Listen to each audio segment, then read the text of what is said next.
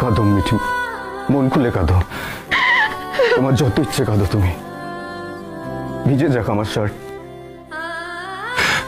ভিজে যাক। মিঠির এই পরিস্থিতিতে মিঠির পাশে এসে দাঁড়ায় কিষাণু। কিষাণু ঘরে নিয়ে গিয়ে মিঠিকে বলে, তুমি জোরে জোরে কাঁদো মিঠি, সব দুঃখ তোমার ভুলে যাক আর সমস্ত যন্ত্রণা থেকে তুমি মুক্তি পাও, আমি আছি তোমার পাশে, তুমি একা নও। তারপর মিঠিকে সকলের সামনে এনে কিষাণু বলে, আমি কিছুক্ষণের জন্য মিঠিকে বাইরে নিয়ে যাব। কুচি পিসি বলে, এখন মিঠির শরীর ভালো না, তাই ওর বিশ্রামের প্রয়োজন। কিষাণু বলে, মিঠিকে নিয়ে আমার অনেক কাজ আছে, ওকে নিয়ে একান্তভাবে আমি বাইরে যেতে চাই। নতুন কাকু বলে, মিঠি যদি তোমার সঙ্গে যেতে কমফোর্টেবল ফিল করে তাহলে তোমার নিয়ে যেতে কোনো অসুবিধা নেই। মিঠি বলে, আমি কিষাণুকে ভরসা করি, তাই একাই যাব ওর সাথে, তোমাদের যাওয়ার কোনো দরকার নেই। তখন মিঠির মামার বাড়ির লোকেরা এসে বলে, তোর কি হয়ে গেল রে মিঠি? কমলিনী বলে, এভাবে ওর সামনে তোমরা কান্নাকাটি করো না, ও সুস্থ আছে, ভালো আছে। মিঠির মামি বলে, ওর জন্য একটা জলজান্ত ছেলে মরে গেল, তাও কি সুন্দর গায়ে হাওয়া লাগিয়ে ঘুরে বেড়াচ্ছে। এই কথা শুনে কষ্ট পায় মিঠি। কিষাণু বলে, মিঠিকে নিয়ে এই ধরনের কথা বলার অধিকার আপনাকে কে দিল? পরবর্তী পর্বটি দেখতে হলে চ্যানেলটিকে অবশ্যই লাইক এবং সাবস্ক্রাইব করুন।